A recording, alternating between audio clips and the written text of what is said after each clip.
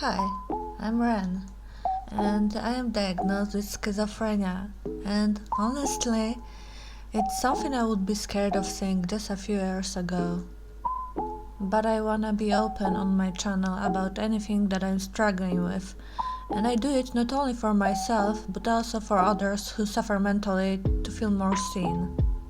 Perhaps some of you might have seen already my comic about schizophrenia that went viral on twitter.com.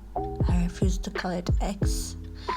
But if you haven't seen it, I'll link it in the video description.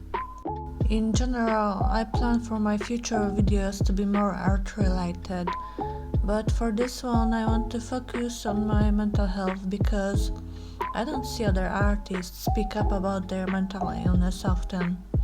Wanting to keep your diagnosis private is valid though. I wouldn't be public about it either if I didn't work myself up through the years into a mindset where I am no longer afraid.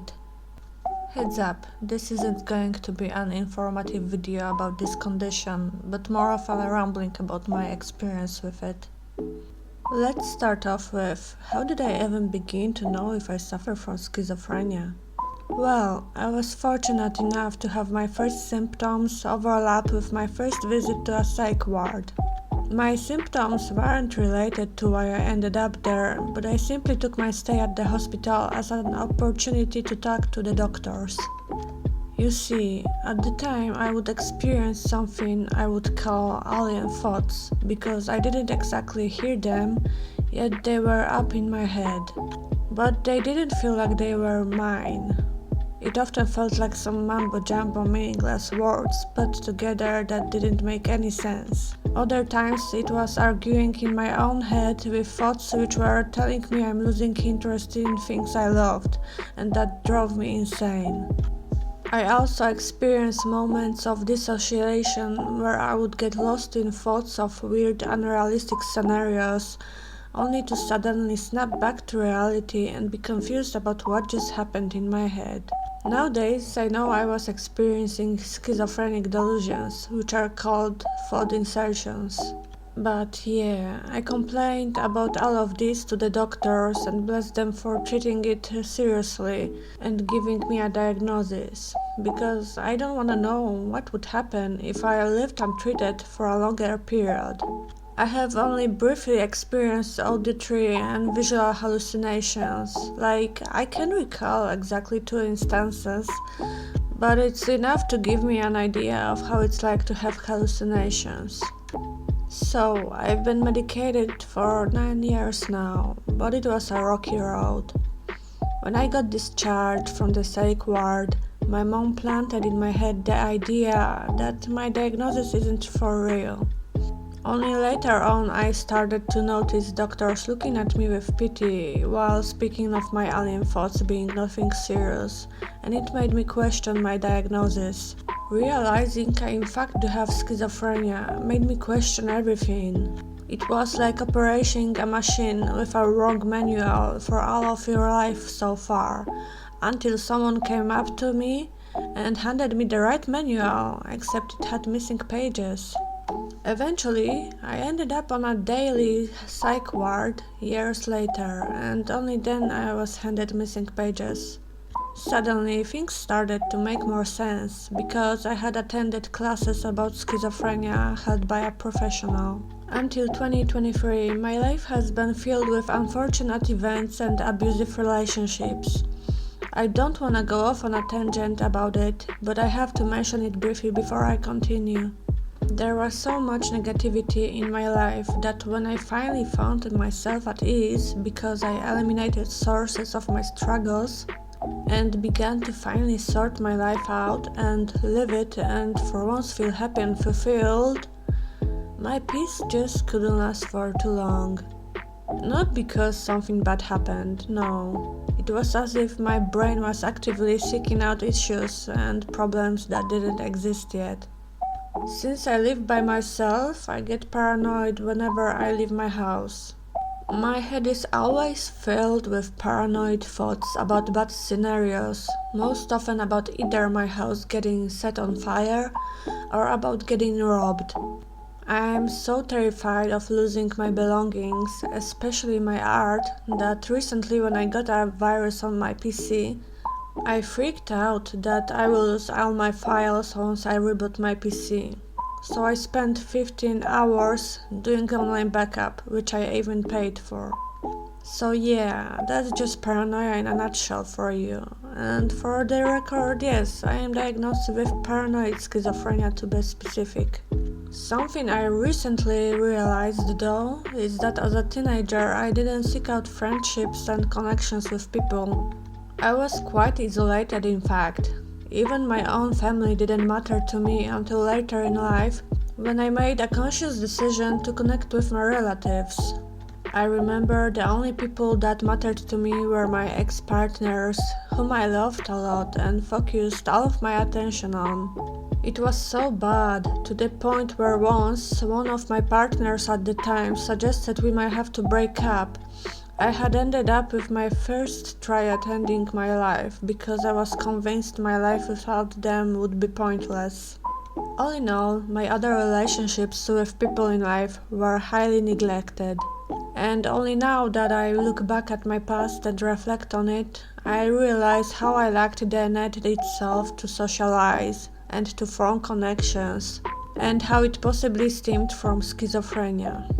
That period of my life feels so empty, feels like I could have made many friendships, especially online ones, back in old DeviantArt days where artists were in more tight-knit communities. It makes me somewhat sad, because maybe my life would look brighter if only I learned early on to form healthy relations with people. Because of it, I only started to form my first friendships in my 20s. I am 27 now, and only recently I started to learn to distinguish which people care for me and who just wants to use me. Now, I said I won't educate, but did you know you can get medicated for schizophrenia in a form of injections? It's something I wish people talked about more, that such an option exists. You can take an injection once for 2 or 4 weeks. Less pills to swallow daily, on top of which injections are more effective and have less side effects. I really wish I was told about it sooner, especially since I struggled to take meds regularly for a couple years. I would either miss doses because of my forgetfulness, or refuse to take night meds because I stayed up all night until morning. So, in my head it didn't make sense to take night meds anymore. What I didn't know though is that taking meds irregularly can have bad effects on your health. It's once again something that should be spoken of more about. As to the fact I am an artist with schizophrenia, as the video is titled, surprisingly, these things aren't intertwined. I personally dislike when people try to show art of schizophrenic people as creepy, because somehow the illness reflects in their art. Well, guess what? I am an artist with schizophrenia and I love to create art that is bright and colorful, full of emotion, be it good or negative. Not to mention I draw furries. Another aspect of schizophrenia that is often omitted when talked about is how our cognitive functions are impaired. Due to this, I often struggle to make connections that are obvious for others, or either I cannot imagine or predict consequences of my actions, or other times I make illogical connections in my head. For example, one time I crossed the road at a red light, even though I checked if there were traffic lights. I saw traffic lights for cars, but not for humans, so I assumed there were no lights for pedestrians. So I looked left and right, crossed the road, and immediately got yelled and honked at by someone from a bypassing car. Only then I realized what happened. From some more interesting stuff that happened in my life due to schizophrenia, I have once accidentally gotten myself into a hypomania. It's a lesser form of mania, a state of feeling hyper-energized, extremely happy, etc. And it's usually triggered by something. For example, in my case, by the lack of sleep. Plus, I drank a lot of energy drinks. I literally didn't feel the need to sleep and I was feeling productive and energized. I actually like to experience those states, but sadly it is unhealthy for one's mind, so I try to not get myself into such state as often. It is not something I recommend. One time though, I tried to figure out with a friend of mine how did I get into hypomanic state. We were so puzzled, only to realize I missed a night dose of my meds because I didn't go to sleep, and next I took my morning meds, which are supposed to activize me during the day. The lack of night meds caused imbalance in my organism, on top of lack of sleep, plus consuming several energy drinks and only taking morning meds. Yeah, it caused hypomania. So you hear me guys, don't skip your meds doses. I think that's it for my ramble about living with schizophrenia. I hope it was interesting to listen to, and I like to think of this as a contribution to making schizophrenia less demonized. It is a human experience to live with it and shouldn't be treated any less human than other mental health problems.